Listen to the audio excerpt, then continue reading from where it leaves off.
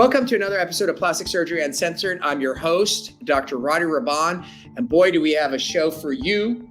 I am so honored, pleased, excited to be joined by, I can say, a very, one of my favorite patients, who is, where are you now? What city are you in?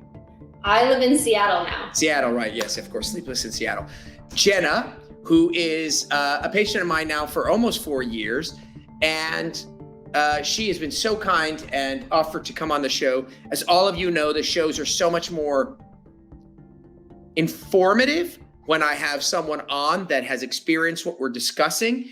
And so we always are grateful for patients who have the courage and the willingness to come on. So thank you so much, and welcome to the show. Thank you. I'm happy to be here. All right, so let's dive in and just talk about you. So let me give you a little background on Jenna, and so you know. So 2 things, Jenna had 2 surgeries by me over 2 separate occurrences. So the first operation she had, I think you said, was in 2018? Yes. And it was a rhinoplasty. At the time you were in Jackson Hole. Yes. Right, I remember that. See, you remember. So at the time you were in Jackson Hole, you did your nose, and then subsequently 3 months ago? September. So like 2 months ago. 2 months ago, you had a breast augmentation while living in Seattle. So what made you discussion worthy were 2 items. One was the concept of traveling, which now you've done twice from 2 different locations. Mm-hmm. And I think it's really important to talk because we have a lot of people who listen from all around the world. And there's this huge barrier of entry, this idea of, wow, I'm going to travel to some other place and get surgery. Holy shit, I don't even know how to have a vacation there. Mm-hmm. And the second is the idea of having 2 surgeries, which is in and of itself not that unusual, but having them separated by time. And I think they bring up some very unique questions and discussions. So, all right. So a little background about you that I noticed. And also another thing is you strike me as a very real individual. You're not some Instagram social media influencer. You're not a person who spends all day long trying to conform to any appearance. You're a level-headed, realistic, grounded individual. Why that's important is it is important because it really defines the context. Because immediately, as you say, oh, someone had their nose done. Okay, great. Then she had her breast done. Oh, it's one of those, and right. It couldn't be furthest from. Tell me a little, just a tiny glimpse of how old are you? I'm 34. 34. Mm-hmm. Married? Married. 1 toddler. 1 toddler. How old is your child? She's 2. 2. Hallelujah. I got the 13-month-old. You got the 2-year-old. Yeah, you're in the thick of it right now. Yeah. He just fell and smacked his face today, and he's got a big old bruise under one cheek. So that'll happen more than once. Yeah. And then what do you do for a living? So I'm a brand strategist, and I work in public relations and marketing. So I have a full-time job, and I'm a mother. And yeah, I mean, I kind of just lead a life that most people can kind of relate to. Like, yeah. I work, I spend as much time as I can with my family. Any time that we're not working, my husband and I, we try to travel and spend time in new places and experience new things. And yeah, I've been working in communications for about a decade. I love it. I work primarily in hospitality and spirits.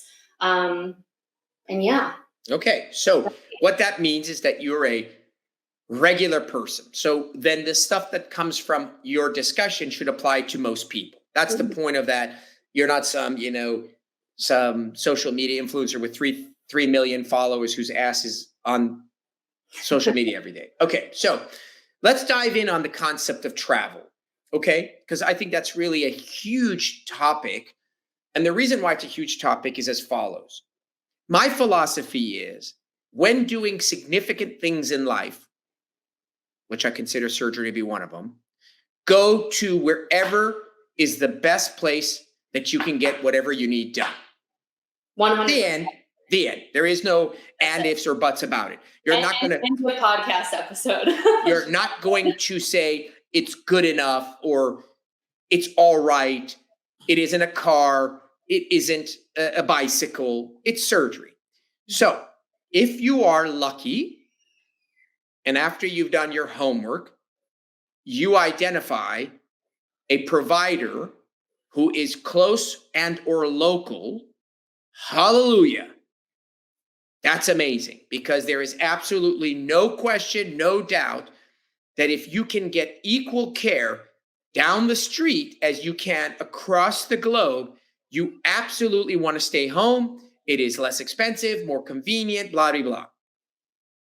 However, if after doing your homework, and by homework, I mean adequate homework, you don't feel confident that the people in your surrounding,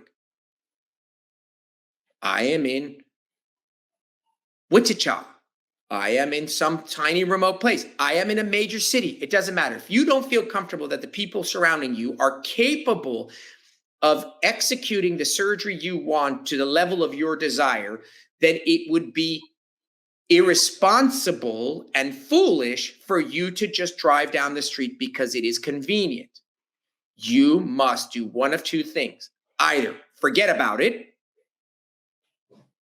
and or open up your iris to other practitioners outside your local area. And when you do that, then obviously you want to start as close as possible and you work your way out. But once you open up the iris, you just say, fuck it. I'm going to go wherever I need to go in order to get the best care. Now, when you live in a city like LA, Miami, Chicago, Dallas, you're lucky. There's a lot of practitioners, and it's probable that you'll find someone that's good at what you want, unless what you're trying to do is esoteric and weird and unheard of. But at the time, you lived where? Jackson Hole, Wyoming. Jackson Hole, Wyoming, which is the epicenter for amazing skiing, but not the epicenter for cosmetic surgery, right? Correct. So why don't you tell us a little about your journey, because you are quite savvy about brands, branding, all the nonsense, all the sort of smoke and mirrors of how people present themselves online. So I would consider you a very savvy consumer. So tell me what you went through, your thought process of, God, I got to get out of Jackson Hole.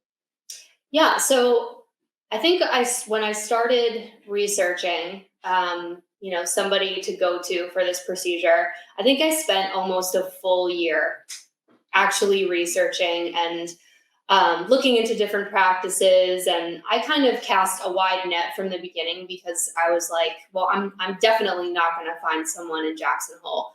But I was like, okay, well, maybe there's somebody in Salt Lake City in Utah, which isn't too far away from Jackson.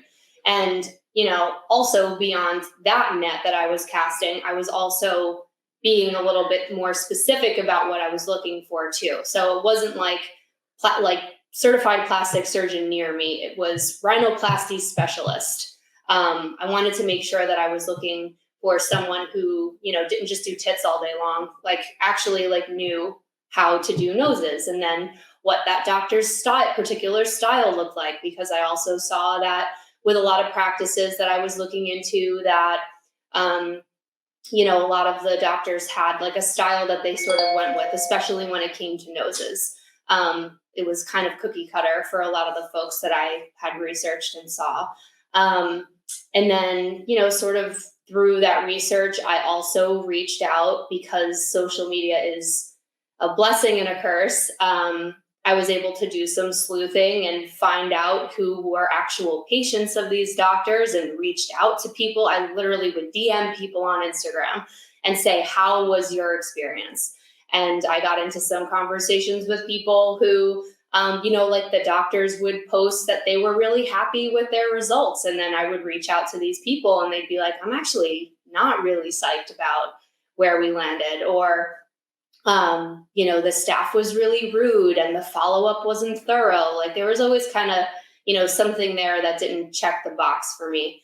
So when I finally came across you, and I think that the review sort of culture that we live in too is also can be a bit of a curse as well, because one shitty review can tank somebody's entire business. Sure. I work in hospitality, so I know that. And it's difficult because everyone wants to be heard, right? At the end of the day, that's kind of the point when people get on those review sites, but I digress. So I came across your page and started doing some digging and saw that you were a rhinoplasty expert, mommy makeover expert, which at the time didn't apply to me, but that's for later. And looked at your website, looked on Real Self, because I really found that the best reviews were there. And then found a couple of your patients, and similarly with the other practices I reached out to, I DM'd some people and had some really great conversations. Your patients tend to be like so sharing and willing to, kind of open up and share their experience about you and your practice, because they, also had such wonderful experiences. So I found you. I think in total, I probably only went to like 2 or 3 other consults. Because also once you get into the out of state conversation and you're looking into other practices, those consultation fees kind of rack up quick. So I kind of had to narrow it down and be like, Okay. So I want to ask you a couple questions, because I think this is really relevant. So the first thing is that if you guys are listening and you're in a place where you don't feel like you have the immediate access to the kind of physician you're looking for, then you'll, as Jenna said, you need to open up your net. The next thing you're going to notice is that she did an extensive amount of homework. She didn't be like, I did a couple of months worth. She did a year. The next thing you're going to hear is that she reached out to all kinds of people, which is the right answer, right? Because at the end of the day, the reviews can be fake, they can be altered, they can be inaccurate. So if someone writes, this guy walks on water, then you're going to reach out to him and be like, does he really walk on water? And so you'll find out. So the question that people are going to ask are the following things, right? Because to them, it's like, oh, okay, so I live in Jackson Hole and you decided to go to Beverly Hills. So what were some of your concerns about traveling? Because I want to hyper focus on the idea of like, I'm going to pack up my bags, leave my home, go to Miami or wherever. Mm-hmm. What were some of your concerns? I don't know. I don't think that I travel quite a bit for work. It requires me, my work requires that I have to sort of be anywhere that I need to be. So I do realize that, people who don't necessarily travel or don't have the means to travel, it could potentially be a barrier to entry, kind of like what you were talking about earlier. But for me, I mean, you said it right in the beginning of our discussion before we even jumped into it. You seemed like the right doctor, and the only way I'm going to know if you are is to take a chance, get on a plane, and come and meet you for myself. It's not going to happen any other way. You're not going to establish any sort of rapport with a doctor unless you're in the room with them and you have that ability. And when I, I don't want to jump too far ahead if you want to go to the before a little bit more. Well, what I wanted to do was, I want to do is knock out items that people are thinking to themselves. Yeah. Well, Jenna travels a lot. She's got a lot of money, which I'm not saying you do. And in their mind, they're like, yeah, but that's not for me. Bullshit. What I'm trying to tell you is that this is for the regular person. Absolutely. So what did you find to be an obstacle? I want to kind of poke holes in some of these theories. So traveling, it's at the end of the day, we live in America. It's not like we just established, the Wright brothers came up with planes. So we know that you can get on a plane and travel somewhere. Mm-hmm. So what were just some obstacles? Like, what was it? What was an obstacle what were some of the things you come across because you traveled? I mean, once I ultimately decided to travel for the surgery, I think there were more obstacles then. Well, that's what I'm referring to. The obstacles that you came across. Nothing, right? No. I'm saying I'm going to go with Dr. Urban. Yeah. I'm doing it. So now, were some of the obstacles because now Dr. Urban is not down the street, but rather across the country? Yeah. So obviously finding a place to stay. Okay. So where did you guys stay? So the first surgery, it was just me and my husband at the time. So we stayed in an Airbnb. Okay. Again, also really easy. Even though it was, an obstacle, it did require a good amount of planning and money, of course. So getting an Airbnb, making sure that I could take the time off that I needed to stay in one place and be able to go to my appointments and follow through with my post-care instructions, which would also ultimately be something that you would need to do anyway if you are Right. at home. So I think that, and then, beyond that, I think really the only part of that is just like really for a couple of weeks, uprooting your life and moving your home to somewhere else. So that's important. So what are the steps? Here are the steps. So you've identified, we're going to get into the two phases. One phase is identifying the doctor that you like. The other phase is I just had surgery and what am I going to do about it? So there are two ways. We live in a very special time. Prior to Zoom medicine, the idea or notion of meeting a doctor on a computer was nothing shy of asinine. But now, because everything is about culture, just like you get on your phone and you order yourself groceries, now the idea is not so far-fetched at all, but almost standard of care. I agree with you wholeheartedly that the rapport / examination / medical care through a computer is nowhere near as good as in person. However, I feel that you can definitely decide, at least on my end, from a physician's standpoint, I can look at you and be like, here are the photos. Good job. You followed my instructions. Shy of looking inside your nose. I think you are not a good candidate. So the point is that unlike in the past where you'd have to go see 50 doctors across the country, now you could theoretically interview 4 or 5 doctors throughout the country and only go see the one you like. Mm-hmm. Yeah. And I think that, had this surgery been a year later, 2 years later, I think we would probably be having a very different conversation. Even in 2018, that puts us a year before the pandemic, right? Correct. We weren't doing everything over Zoom. We weren't no shot. I think I would have felt a lot more confident. Right. But what I'm going to tell you is that it is absolutely doable. But I still think that when patients come in after they have their Zoom, Mm-hmm. and they're like, I love this guy, Mm-hmm. or I love this gal, I'm going to go to Miami and confirm. I think that's a worthy use of your money. Now, if you don't, you'll be fine. I'd say 95% of my out-of-state patients I meet the day before, 95%. But it is not unreasonable. So that's out of the way. The second thing is, okay, so now I've decided to go to see Dr. Raban or whoever. So here are the items. You have to stay somewhere. Again, 5 years ago, you stay in a hotel, which is prohibitively expensive. Now we have Airbnb. So just like Zoom may travel way easier, Airbnb may travel way easier. And your recovery is anywhere from 1 to 2 weeks.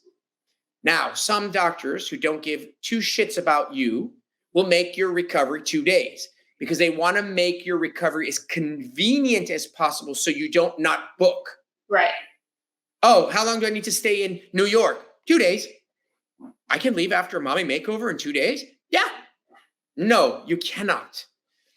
But still, having said that, 1 to 2 days, 1 to 2 weeks is very feasible. As you said, you'd have to take that damn time off anyways. Right. Whether you're in LA or New York or Spain, you're still off. So where to stay is addressed now with Airbnbs that are way affordable for 2 weeks.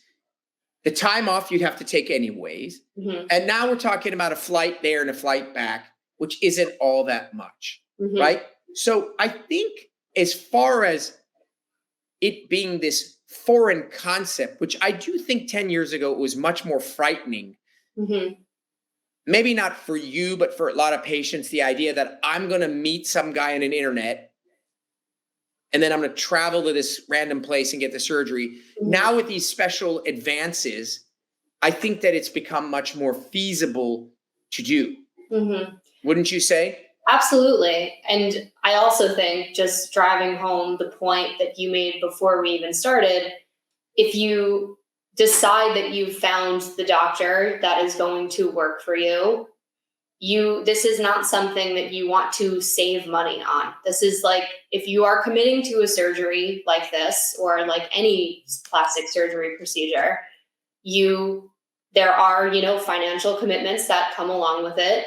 And it's not something that you should take lightly, or try to, like I said, like get a deal on. Like, Yeah. it'll be better if I save money and go to this person than to go to the person that I know is going to do the right thing and a good job. And then you're ultimately disappointed and then have to come to you anyway to get it fixed, right? Yeah. Like, Yeah, there's just doing it again. There's no question. I think that it turns out that the financial aspects of traveling are much lesser than people anticipate, because really Absolutely. you have to eat, you have to eat. So you have the cost of flight, Mhm. which is really nominal these days. Mhm. And you have the cost of the Airbnb, which is not nominal, but not that ridiculous.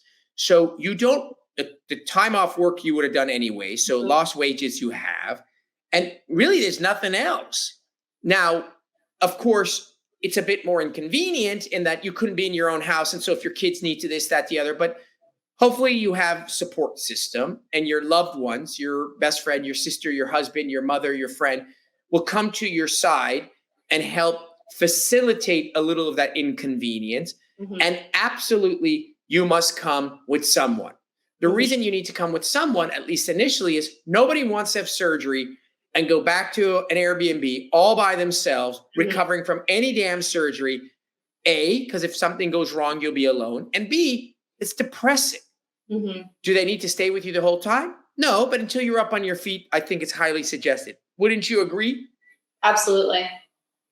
I mean, you could easily do your nose and have no one there. It's not Oh, yeah. debilitating, but that would have sucked. Yeah, I mean, recovering from anything and being somewhere by yourself, especially if you're traveling for it, sucks. Like, Right. you So want someone with you. yeah. So, and you're a very independent person, obviously, but you can't tell me not having your husband there the first time was super helpful. Oh, so helpful. Even to just, have somebody to hang out with and talk to at the end of the day, or, Well, your to, mental health. yeah, mental health. Absolutely. Yeah. Okay. So I really think that, you've demonstrated it, because you've now done it twice, Hmm. that it is doable.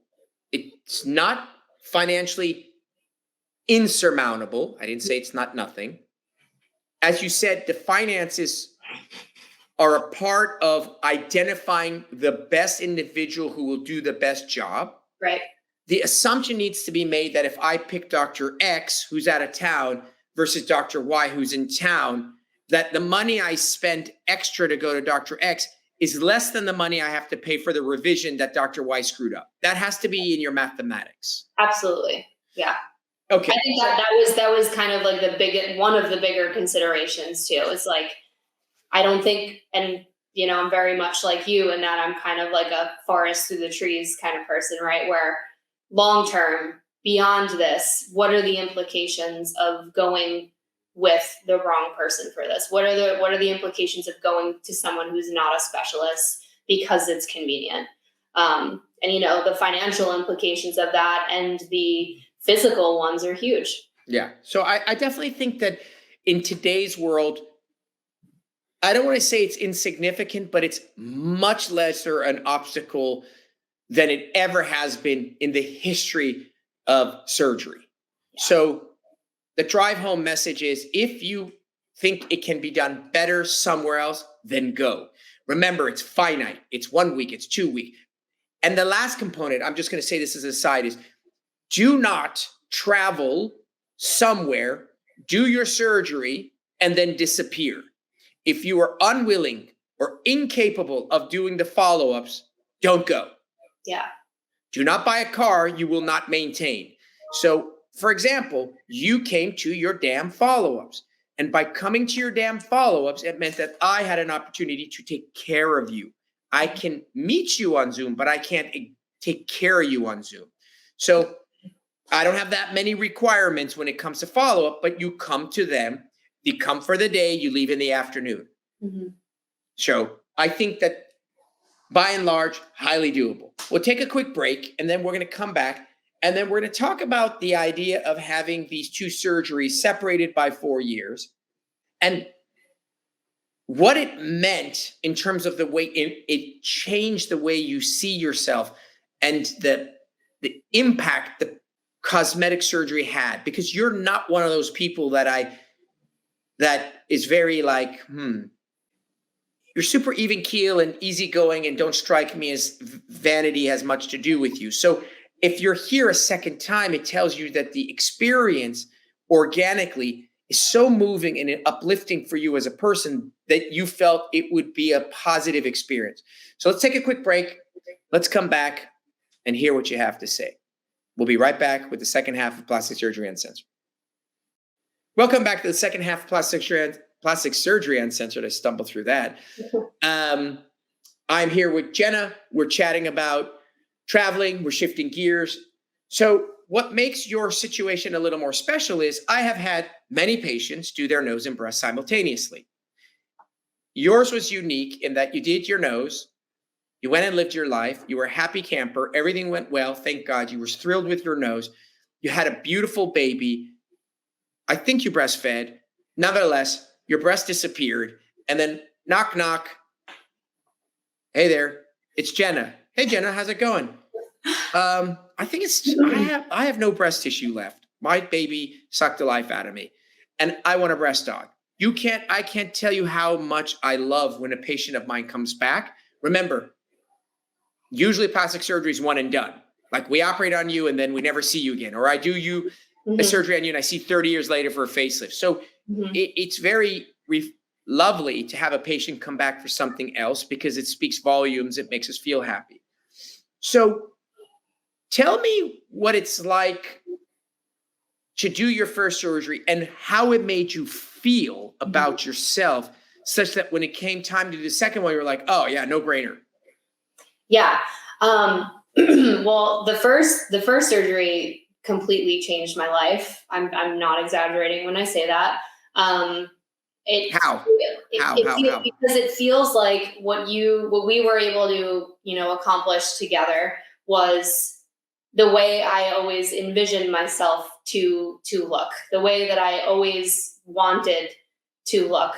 It feels like, the way I look now is the nose that I was supposed to be born with, really. It's like, it was interesting when I first did it because I was definitely forthcoming with everybody about it when I did it. But, I hadn't seen some friends for a while. And then I saw some people a few months later and they were like, there's something, different about you, but we just can't put our finger on it. And, when I would say what it is, they're like, oh my God, of course, that is what is different about you.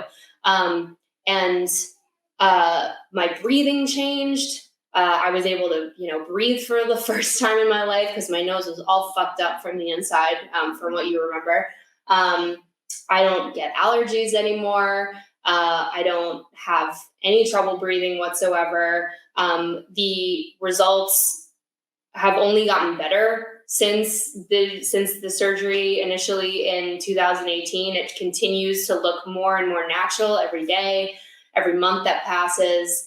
And it, I just feel good. I feel so confident in everything that I do. Yeah. So I want to highlight a few things you said because you are the quintessential, if you will, classic patient. Because what we hear when plastic surgery goes well, what you want to hear are the following buzzwords. This is how I always imagined myself. This is what I felt within. There's a congruency between what I look like and what I feel. It's improved the way I perceive myself to the outside world. The way I envision it, because I think of everything through analogies, is if you look through a lens and your lens is slightly out of focus, and all of a sudden you're sitting there, you're looking through the lens and, oh my God, everything's in focus all of a sudden. It just goes click, and you have an alignment between how I feel, how I look are aligned. They match, they belong. The key goes into the hole.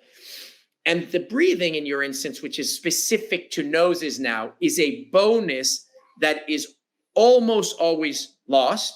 The idea is my nose is cute and pretty and I can't breathe now, but fuck it. It's the price you pay to wear heels, a few blisters, but I look good. But it shouldn't be that way. It's a functional, Right. and it's a functional and anatomical part. It's supposed to function right and look good.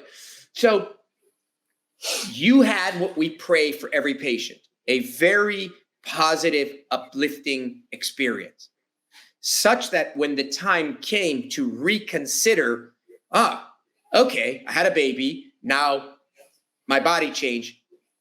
I imagine there was no hesitation in the idea or the notion that this too will make me feel good. Is that correct?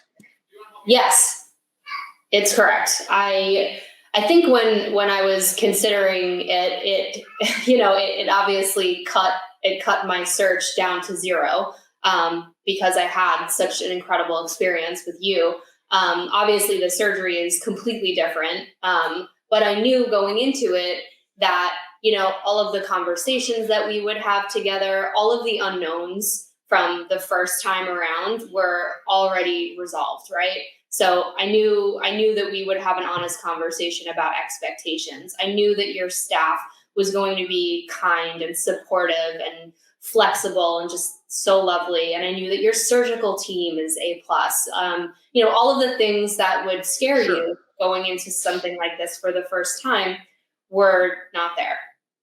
But one of the things that I want to highlight, because this is very important, is just because you love your surgeon and just because your surgeon killed it with the surgery you did with them initially does not mean that they will kill it on your second surgery. Sure. Absolutely, you are correct. The things that are common denominators are 100% present.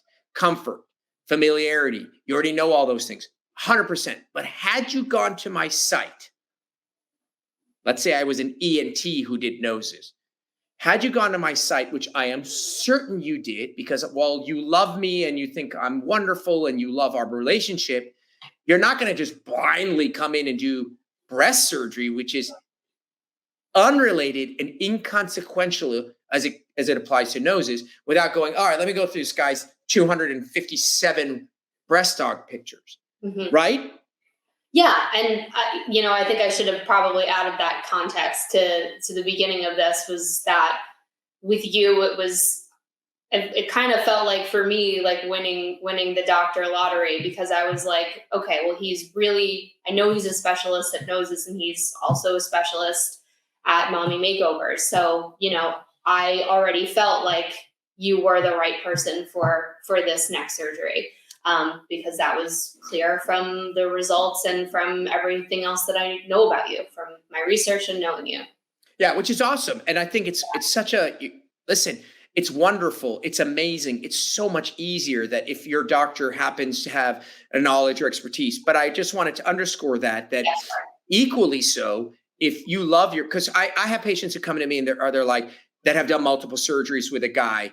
And then inevitably they're with me for some kind of revision. And then when you ask, they're like, yeah, I shouldn't have done my breast with the guy because his breast work wasn't that great, but he did such a great eyelid on me. And so it works both ways. And yes, of course, if they did a great job and they do a good job, all the better. But I think that what that shows, what your experiment shows, what your life demonstrates, is that if you have a life positive altering experience with plastic surgery, it shows you how wonderful it can be and uplifting. So here you are, your husband loves you to death, you're in great shape, and now you've had this baby and your breasts are near nothing, right? Because you gave birth and you're so lean. And so there isn't this whole hesitation about, how about if plastic surgery what if I don't love it? Right. So when you did your homework, there was two things that I wanted to talk to you about in regard to these two surgeries, because we're not going to dive into each of them. But one of them was you decided to do your breast, right? You're a very easygoing, but very practical individual. And so at the time that you did your breast, the world of breast surgery is circling around BII. I'm not going to get into all the other stuff about breast surgery. We have 10 podcasts on it. But BII, breast implant illness, this whole concept is very prominent and prevalent in when you read online. So because you're a very sort of straightforward, practical person, what was your experience currently, because you did it not just too long ago, when you read, or did you come across that, and how did you manage that concept in your mind? So versus, I want to look more balanced, back to BII. Yeah. Well, I asked you about it, right? I went when we had our consultation, because even though I know you and I'm comfortable with you, I still went through the same process that we went through the first time, right? I came Right. to a consultation, we talked about expectations and we talked through everything just like I was a new patient. Still treated that way, which is phenomenal. And, obviously gave me a lot of confidence going into the next surgery.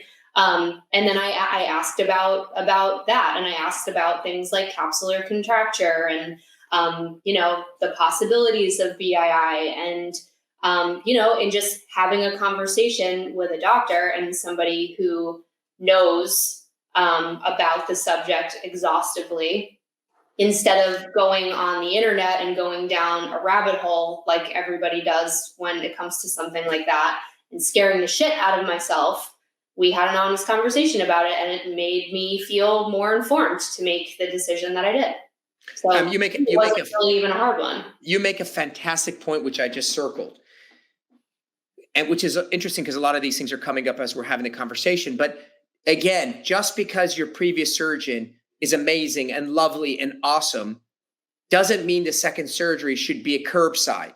Right. A curbside is, while I'm there for one of my follow-ups, we happen to just chat about my breast surgery, which you and I had briefly discussed. But when you called and said, hey, I'm ready now. I'm ready for I had my baby. We're done. It's one and done, blah, blah, blah, whatever. I'm like, great, awesome. Come on in and let's start from scratch. Right. And you often get shortchanged when you're doing your second surgery because of that familiarity element. And you actually, and usually not because anyone's being disingenuous, but just don't get the full treatment, which is a formal, detail-oriented, here are the risks, here are the complications, da, da, da, da. So you brought up a great point, which is we went through everything all over again. Right? Yeah. You could have been taking new medications for all I know. Right. Right. So that was the thing I think people are concerned about now is BI. When it comes to the nose, and why I'm asking you these specific questions is because if anyone knows you, it goes back to personalities. I ask questions based on who you are. I imagine the two things you were thinking about when it came to your nose at the time you did it. One is, God, I don't want this to look fake. I'm just not that person. And shit, what if my breathing is worse than it is? I'm already a mouth breather. So how did you wrap your mind around the fake thing? What was your thoughts? What did you work? How did you work your way through that and the breathing? Well, for the nose, specifically, I looked at a lot of the noses that you did. I think I looked at every single one, on your site and on your Instagram page. You are incredibly adept at showing your before and afters, and making sure that everybody has access to all of the information possible, all the results possible. And it seemed to me that nothing that you were doing was cookie cutter, like what we were talking about earlier. You weren't doing like those insane Barbie noses that I have a few friends that actually have done, which I think are awful, personally, but that's, it's not my style. It seemed to me through our conversations and, our interactions that every time you do a surgery, you are considering the individual, and trying to do something, for them specifically. And I also really loved that you didn't do, the altered digital imagery thing that a lot of doctors do, to be like take a picture of you and this is what you're going to look like. That is like, you're the antithesis of that. And I fucking love that. Yeah. I love that we had real conversations about expectations and what, it's not about perfection. It's not about, achieving something that's unachievable. It's about doing something that's realistic and feeling like if we can achieve that and you're good with that, then that's what success looks like, right? Yeah. No, I think you make a great point. So there's two things that you state. One was people ask me constantly, oh my God, how do I know it's not going to be fake? And they're just perseverating over this. And I'm like, listen carefully. It doesn't matter what words come out of your doctor's mouth. It's irrelevant. This is a visual process. Mm-hmm. Go to your doctor's website, and if there are no less than 100 photos, you're in trouble. Mm-hmm. Because these are the best of the best of the best. And look at the noses. And if the overwhelming majority of them look good to you, you are likely to do well. And if the overwhelming majority of them don't look good to you, but number 17 and 12 are awesome, then you will not do well. The end.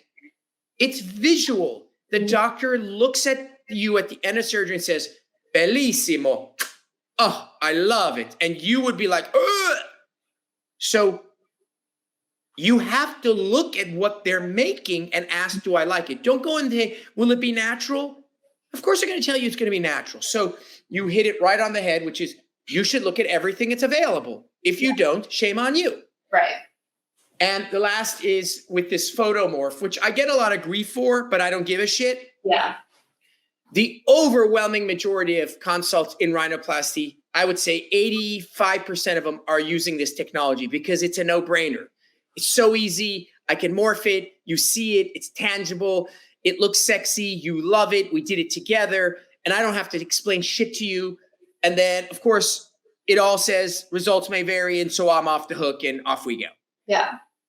So I've never done it. I won't do it. I refuse to do it. And the people are like you are like, oh, I don't want that. That's just a lie. Yeah. And those that are like, I have to have it, just don't come. And it's great. Right. So I think you as I expected you would, I think you really hit the key components of this process from a patient's perspective on the head. Mm-hmm. Because often for patients, this journey, nose, breast, traveling becomes overwhelming because you get caught in the spaghetti of the process. You get entangled and then you just grab whatever.